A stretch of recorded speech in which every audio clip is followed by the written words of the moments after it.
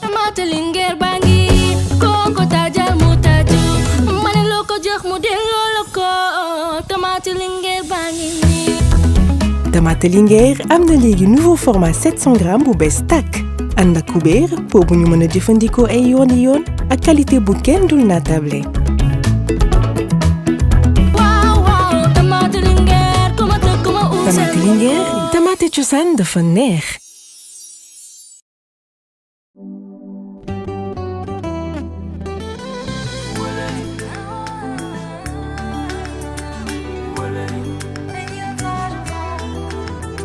ku ne tamxarit daal di nga wax cere te ku ne cere daal di nga wax bomb te ku ne bomb sa xel dafay daal di dem ci beurre Jadida waaye kat yi du des ginnaaw ci suñuy togg dañuy daal di jox guubu neex a neex xam nga ni nag boo lekkee sa cere ba pare sa xel dafay daal di dem ci naan meew te xam nga ni meewu Alib moo ci gën a baax.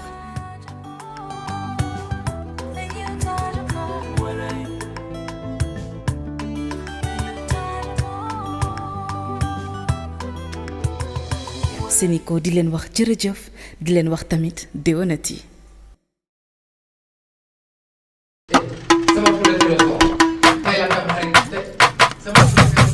taajabon wallay poulet trésor wallay taajabon wallay poulet trésor wallay dama ne ku ne tamxarit na ganaar ku ne ganaar na poulet trésor samay ginaar duuf nañu ndawalu nañu liggéey ba sell na foo mën a ne ak nombre boo ci mën a soxla wooteel ci numéro bii di daw ci suuf xanaa xamul ne may ambassadeur yi yéegi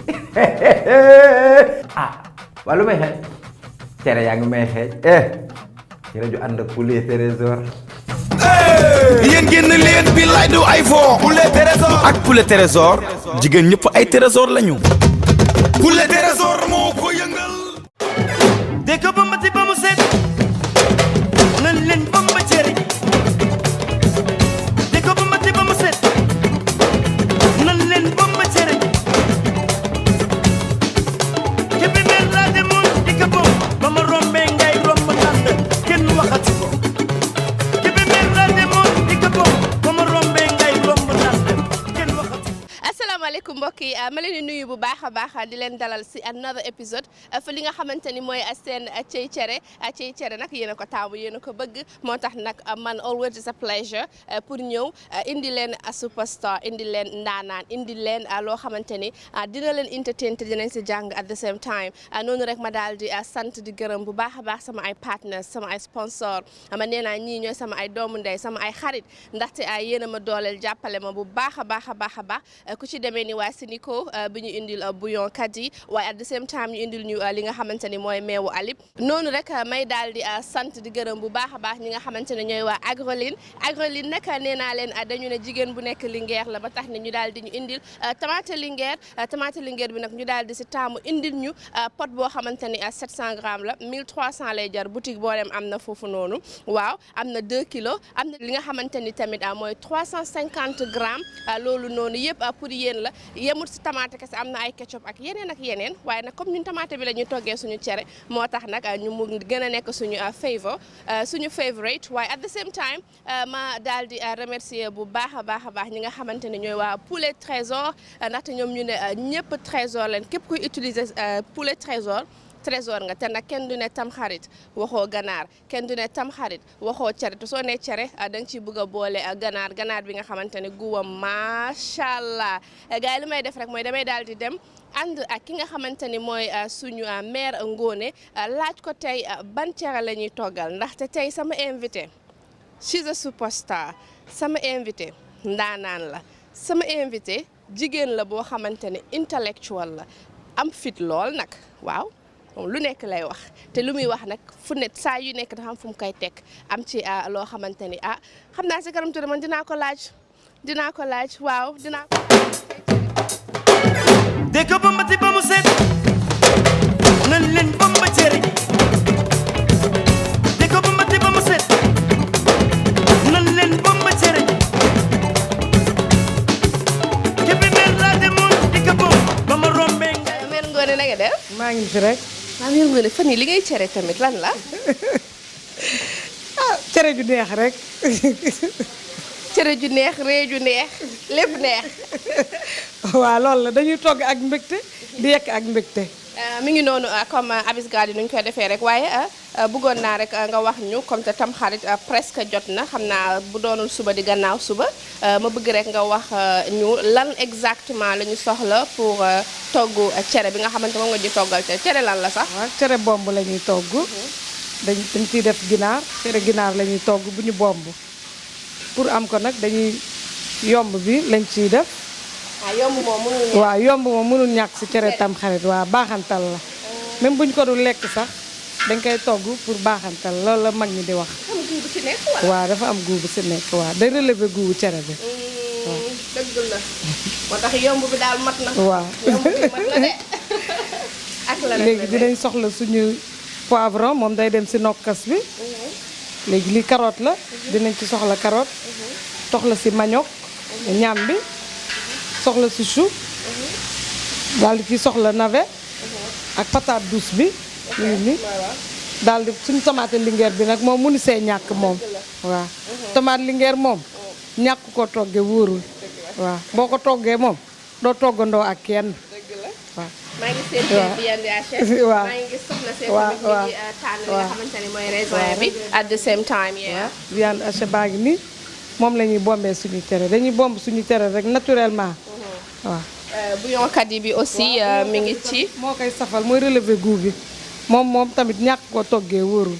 suñu paree pour relever suñu goût moom la ñuy relever goût yëpp moom la ñuy def ci bomb bi dañuy togg bomb. ñu duñ tonni diw dañuy togg suñu bomb à part.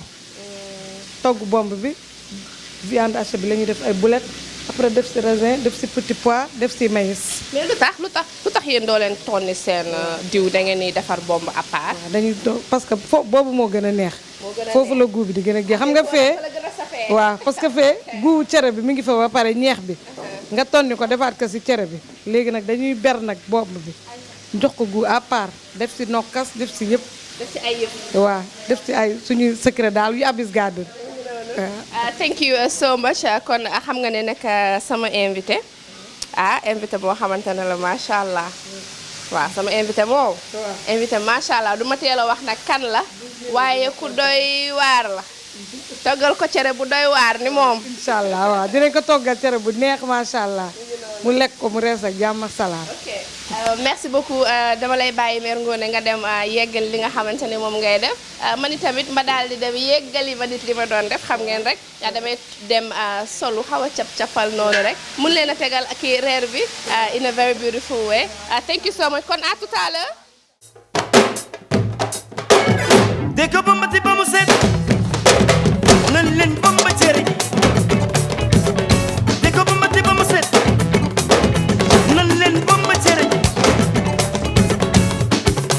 kebe mer laa demoon di ko bom ba ma rombee ngay romb nand kenn waxatu ko kebe mer laa demoon di ko bom ba ma rombee ngay romb nand kenn waxatu ko ñoom kenn ma seet si woon ba ca kër ga ne ma may seet si ñu ba gis li ñu xewal xoolal waa kebe mer ni nu ma bëgg ñoo bomba cere ji dañ ko ba mu neex ma di ko ba ma ci ba mu set nan leen bomba cere ji di ko ba ma ci ba mu set nan leen bomba cere ji cere bu amul suuf ca xajamul loo ko booleel mu dem yow laaj ko fatu cere bu amul suuf ca xajamul loo ko booleel mu dem yow laaj ko fatu baaje ko bul verse ko baaje ko ndax mu xam sa njëg baaje ko bul verse ko mani peese ko ndax mu xam sa njëg lëmbal bi leen di yëngal ku koy tëgg bu ko may jee tëggul kenn du ko bomb nag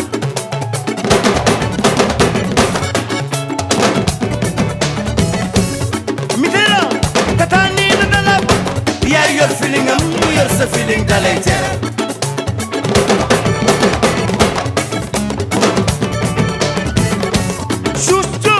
madame nee na dala yaa yor filingam mu yor sa filing dalay tere loolu neex na doom de Basirou Gueye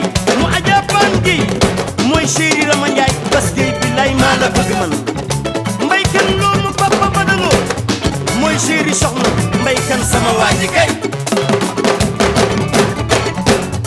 jërëjëf thank you so much ki nga xamante ni moo nekkoon si waañ bi ndaxte kat Youssou Ndour daf ne boo lekkee ba suur war ngaa gërëm ki nekkoon si waañ bi ndaxte waañ metti na tàng na torop borom bu lakkul am na loo xamante ni dal na ko si waañ bi waañ daal tàng na daal thank you so much ki nga xamante ni mooy mère Ngone thank you so much sama gars yi wax naa leen xam ngeen ne lii yëpp cere jooju noonu ngeen gis ne ñu toggal ñu ko xam naa ci kanam tuuti Adja mu sëñ Fallou dinañu décortiquer li nga xamante ni moom gis na ko ci cere biñ ko toggal tey pour mu daal di ko servir suñu gan kon mbokk li ñu may def rek mooy damay sant gërëm bu baax a baax ñi nga xamante ne ñooy sama ay partners sama ay sponsors Sinico si bouillon Kadi Sinico ci meewu Alib waaye ñi nga xamante ni tamit ñooy waa poulet Trésor si poulet bi nga xamante ni man nee naa da nga koy xool rek mu daal di ñor jarut raxas jarut nekk di sonn ndaxte it is ready to cook dafay da ngay daal di jël rek comme Adja ni mu koy waxee da ngay jël rek teg ko mu daal di ñor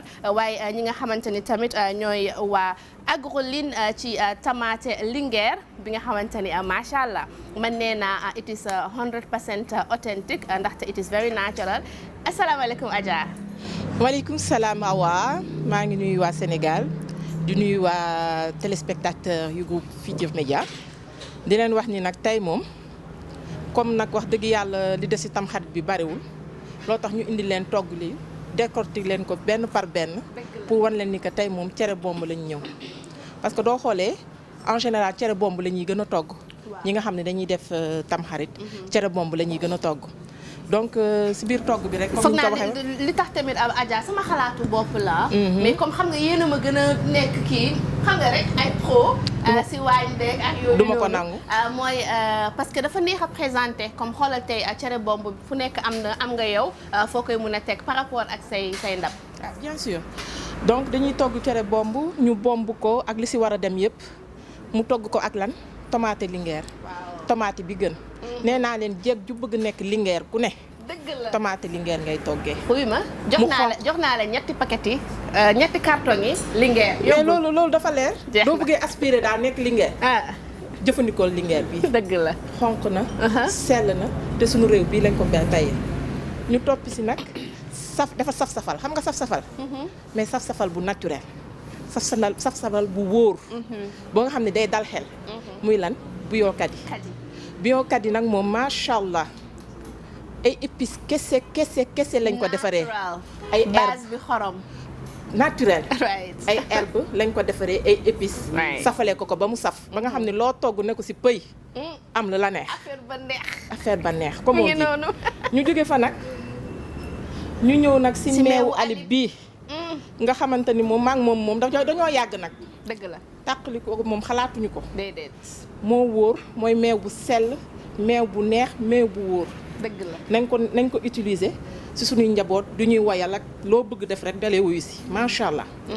ñu ginaar nag cere égal ginaar loo saf-safal il faut nga tëmbal si ginaar man Adja mu sëñ Fallou maa leen conseiller poulet Trésor te képp ku bëgg nekk Trésor ni yow si fi la neex rek ni yow mën nga nekk Trésoru yaay sa Trésoru papa sa Trésoru monsieur sa Trésor pour tes enfants yow sama Trésor yi papa nga man waaw kon jeex na kon nag il faut nga utiliser poulet Trésor bi dëgg la moo wóor sell na paqueté nañ ko defar ko ba mu baax ba nga xam ni yow da ngay ubbi rek jëfandikoo du la neexee sax bañ a raxas set wecc brief li rek parce que gis naa tey teg bi nga indi tey dafa wute ak yi nga daan indi tey dafa mel ni dafa gën a chic dafa gën a glamour ndaxte da ngay waajal ko tamxarit bi dañuy jege si rek lii moom macha allah alhamdulilah téléspectateurs yi macha allah miin nañ ko waaye tey sama sponsor laay bomb tuuti dëgg la di leen waxal lu baax dëgg la ndax ñoo fi nekk dafa bëgg dafa kontaan macha allah ak Adja mu sëñ Fall yow tamit macha allah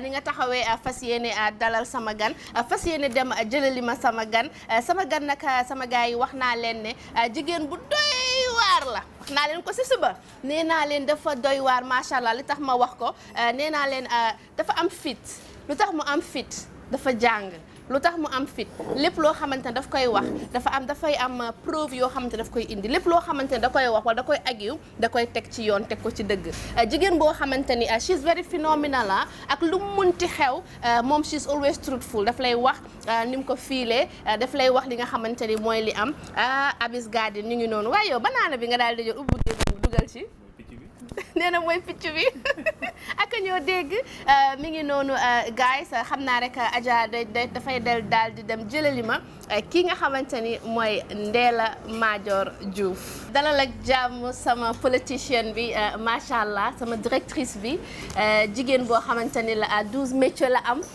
12 métiers xaw ma 15 xaw ma beaucoup de métiers. Beaucoup de métiers, ouais. Mais Ndella, how are you? Come here, give me a hug. Wow. noo def. Ça va bien, merci. dalal ak jàmm. Merci. Alors. waa Ndella xanaa dañuy fat fii tey. Fat. waaw. Ah, yaa ngi may seetaan. bu baax xoolal dama lay topp. Ah oui. Fat. noo ko defee. Fat. Ndella dalal ak jàmm nuyoo C'est la vrai que léegi mu def 1 million de vues, hein. On est peut-être à 700 000. Micro bi dégguñu Voilà, loolu. ñu ngi 700 000. Wax ko léegi ci kaw. ñu dans 2 semaines on sera à 1 million de vues. ay suwee kii dama ko bëgg. te dama doon foo rek ah. affaire bi ni nga ko defee xanaa ko doon répété. Non, je l'ai fait naturellement. Oh yeah. Oui. Just like that. maa la wax lii. Just like that. Ndella maa ngi lay nuyu di la dalal si Cey Cere it's a pleasure to toogaat ak yow ndaxte gars yi bu leen fàtte Ndella Madior moom laa njëkk a toogal plateau TFM biñ ma invité si the week of March mooy Women's Day su ma fàttalikoo bu baax tojoon nga fa. bu baax a baax avec les 400 000. bu baax a baax.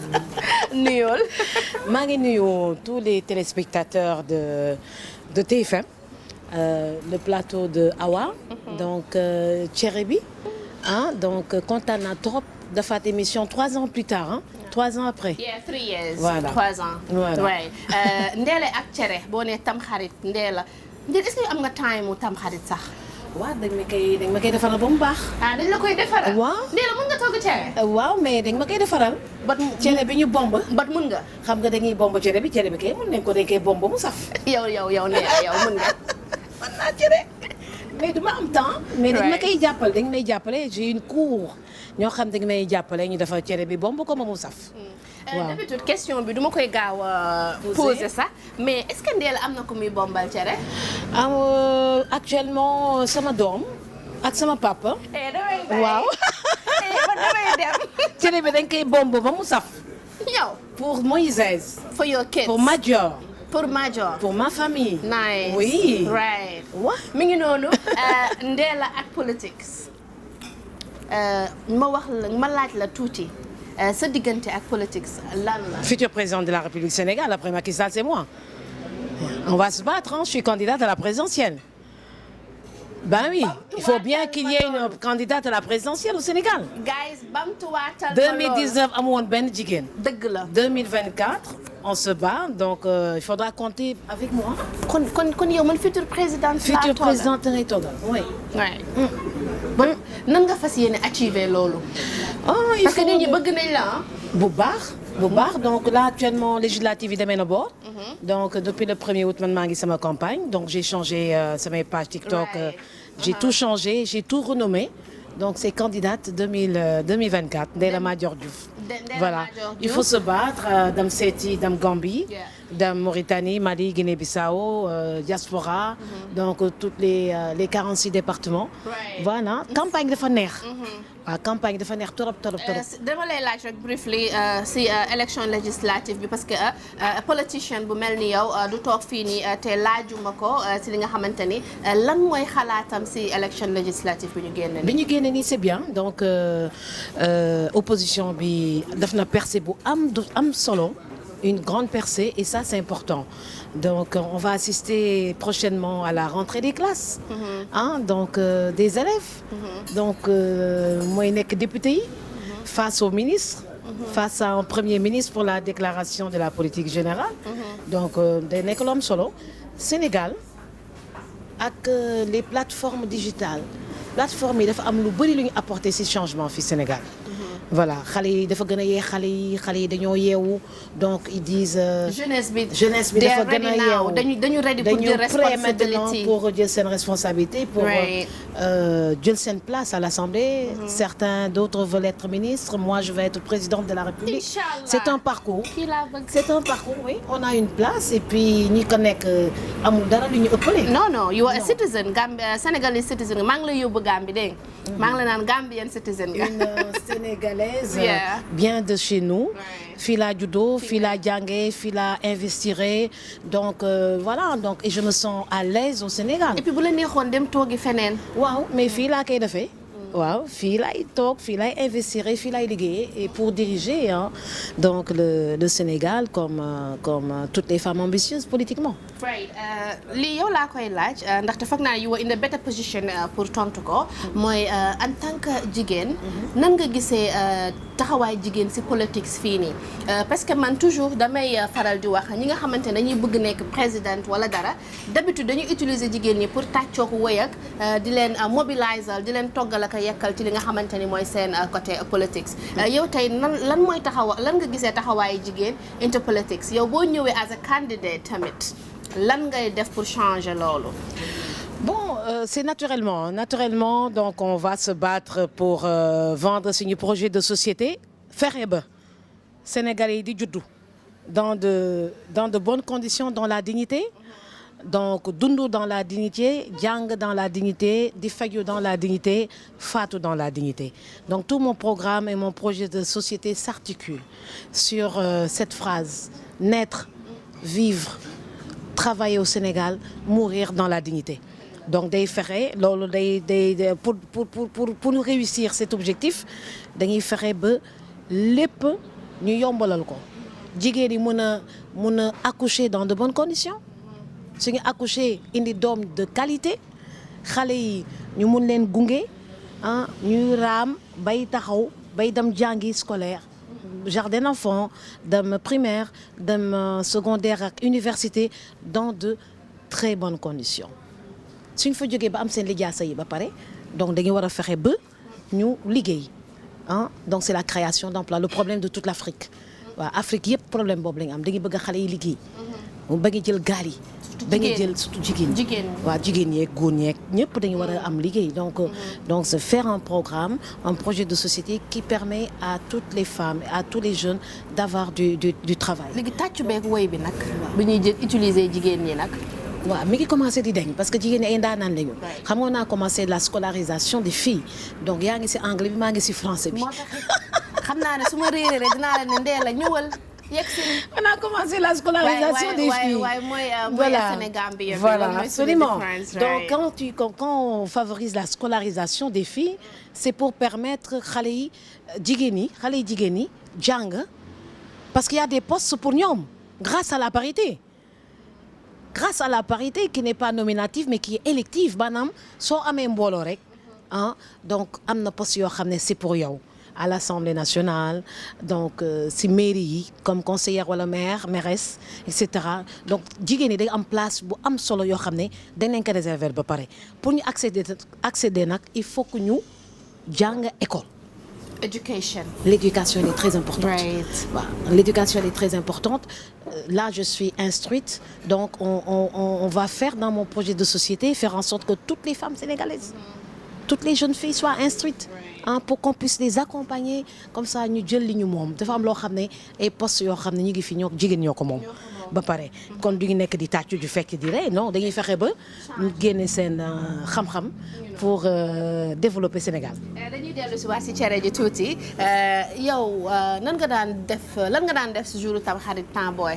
ndax da nga maa nuru ku neexoon ba day da nga judd rek neex. Centenaire laa juddoo. Centenaire. Ah, centenaire. Boulevard Général de Gaulle. waaye laa juddoo il y a 55 ans. dëgg la.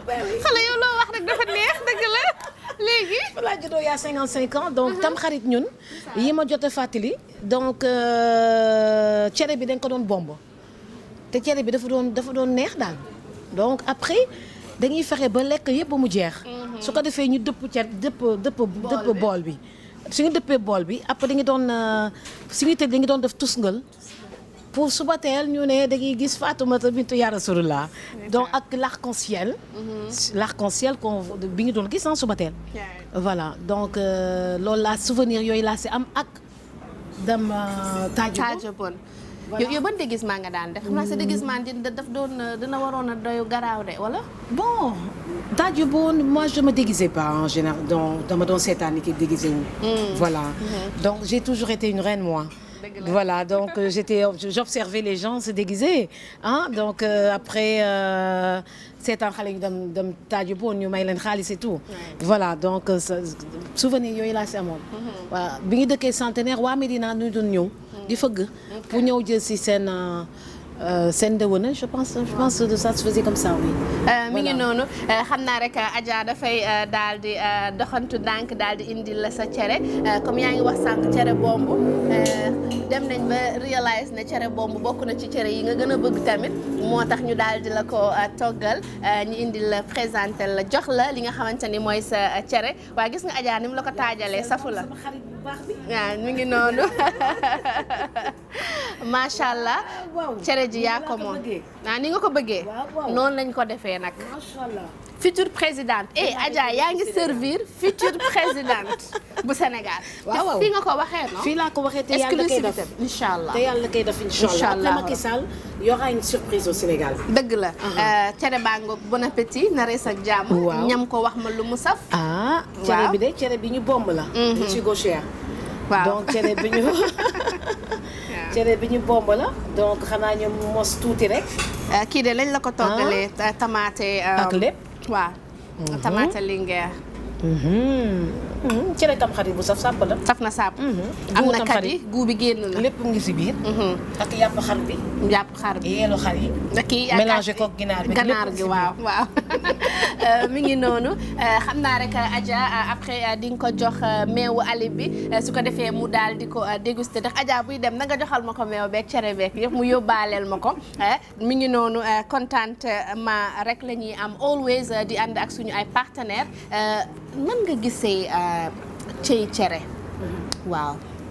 bon xam nga sénégalais yi avec le temps dañuy am beaucoup d'imagination ci togg.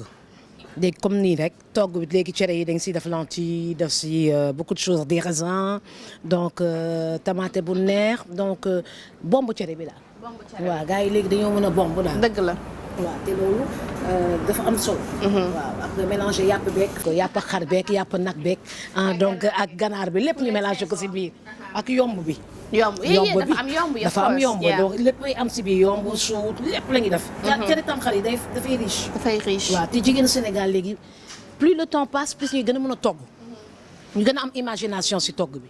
Ndella lan nga gis Sénégal mu fiy dox lu la neex. mu fiy dox lu ma neex waaw bëri na li fiy dox lu ma neex les femmes sont très entreprenantes elles sont très entreprenantes jigéenu Sénégal léegi da nga am jom. La dame vaisselle, elle le fait, elle nous propose beaucoup de choses, des choses magnifiques. Donc, les femmes, Abby Garden est en train de faire, c'est une très bonne entreprenante. Voilà, donc dans la restauration, c'est très bien. Donc, les femmes yaa ngi activé wu. Les femmes sont en train de s'activer dans tous les domaines. C'est pas seulement dans la politique, mais dans pratiquement l'enseignement, la santé, donc la restauration, la télécommunication, l'audiovisuel. jigéen yaa ngi activé wu et là nekk na si lu kontaan naa si torop. sànq si introduction bi depuis si suba depuis bi ñuy togg maa ngi naan tey jigéen bu doy waar la ñu invité li ko waral mooy dama la ñemee. ndaxte macha allah nit ku oyof nga. te kilifa nga. you know dëgg neexul. dañ koy wax rek future présidente. mi ngi noonu kon boo ko lenn li ma bëggoon a xam mooy soo mënoon a tënkal Ndella Madior nga tënkal ma li nga xamante ni mooy who are you for real parce que man fexe naa pour xam la dëgg-dëgg ba mënuma laa trouver daal I can't. En fait je suis une femme unique dans mon genre. lii laa bëgg tontu baay.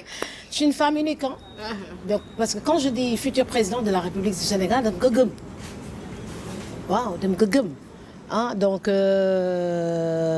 je suis née au Sénégal.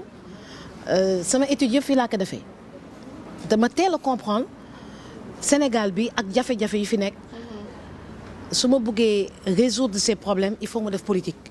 maanaam sama parti je suis femme chef de parti. ok après avoir fait des études médicales donc j'ai créé mon parti. Avant de créer mon parti j'ai comment dirais-je encore créé mes stations de radio. Voilà maintenant je suis en train de monter la télévision carrément sur TNT. Voilà donc yéex naa ko def voilà donc je faisais partie des premières femmes qui ont été patronnes de presse. Donc depuis j'ai eu ma fréquence en 1997. Wow. Avant l'an 2000 man Abdou Diouf moo ma jox sama fréquence Abdou Diouf. D'accord donc fu ma jaar ku fa jaar takk ban. dëgg la. gars yi du ma seen morom. xanaa ku ma xamul. mais man fu ma jaar ku fa jaar takk ba. poto. li ma def dama def lu rëy ci Sénégal. dëgg la. waaw doo nit ku ndaw vraiment. mukk ci àddina. et puis danga ko gëm. il faut nga jege ma pour xam que man mi écoute je suis femme médecin déjà. je suis femme patronne de presse. je suis pas n'importe quelle femme patronne de presse man sama bopp je suis technicienne de radio. je t'installe une radio moi. donc sans problème ce que les autres patrons de presse ne savent pas faire. j'anime mes émissions. quand je fais sama émission man maay téye sama bopp sama technique. d'accord donc hormis ça je suis mère de famille. mère de famille damay jur comme ñëpp. dégg nga wax ji dama may doom. waaw kon xam nga loolu moo ma différencier ak góor ñi. que ñun dañuy yokk askan wi. d'accord jur yar suñu doom. le petit secret maintenant on a des mères porteuses hein. léegi suñu bëggatee am doom dañuy bàyyi keneen jural ñu ko. après jox ñu suñu doom. waaye yéen xaaral. dans 2 mois je te présente un bébé. yow mi waaw. man exclusivité yi ma am bari na de nga ne. dans 2 mois même pas 2 mois 1 mois et demi je te présente un bébé un nouveau-né. sa bopp mu nekk sama bos waaw. oh. mais juruma ko. dañ ma ko I know. jural dañ ko jox. voilà après voilà parce que j'ai 55 ans. waaw kuy papa bi. loolu moom secret lay doon. ndee la ma fa ne da ngay wax lépp. mère porteuse. dama bëggoon am doom kat.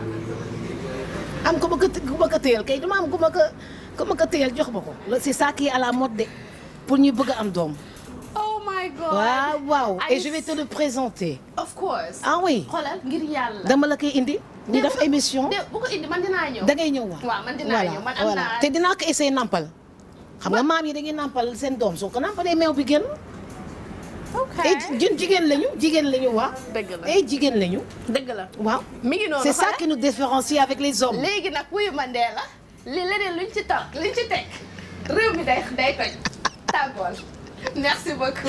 Je vais te présenter mon nouveau bébé. It was a pleasure, honestly. Dans quelques mois, dans 1 mois et demi. Ça fait plaisir. Voilà. Ce sera la future présidente qui va allaiter, hein, qui va s'occuper de son bébé. Pour montrer qu'on est femme. dëgg la. waaw. pour montrer qu'on est femme. Ndella kon tam xarit bi rek neexoon na trop. vraiment. waaw vraiment donc xale yëpp lekk nañu. sama xol bi nga bégloo nii ak xoli téléspectateurs yi ay waay Ndella yal na nga nekk présidente. day am. 2029 je serai élue en 2029 2024 ce sera pour être dans un gouvernement. oh ok oh 2029 la. naay nekk présidente yeah oh ok 2024 c'est pour être dans le gouvernement damay xam ne damay xool rek ce qui est possible. mais bu la Macky woowoon ni nga ñëw liggéey ak moom. du ko def. lu tax du ko def. c'est pas la peine de rêver non.